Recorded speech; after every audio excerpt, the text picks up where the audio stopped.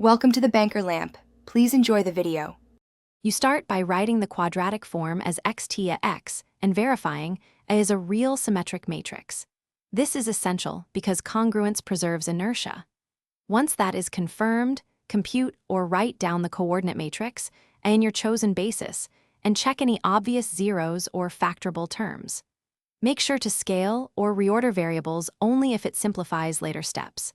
A small reordering now can prevent messy arithmetic. From here, you will perform congruent transformations to diagonalize the form. Now perform congruence transformations. Apply an elementary row operation and the same column operation to eliminate off-diagonal entries, effectively completing squares step by step.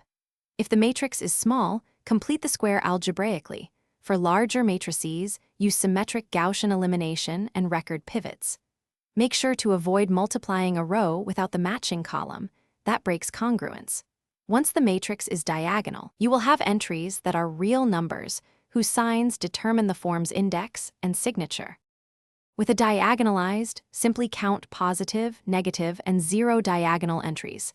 The index is the count of positive entries, and the signature is the triple, positive, negative, zero. Once done, report the canonical form as a sum of sine squares and state the index explicitly. If counts seem off, make sure no arithmetic errors occurred during congruence. A reliable troubleshooting tip is to recompute a problematic pivot step or apply Sylvester's law of inertia directly to the original matrix to confirm results. Thanks for watching. If this was helpful, leave a like and consider subscribing. See you next time.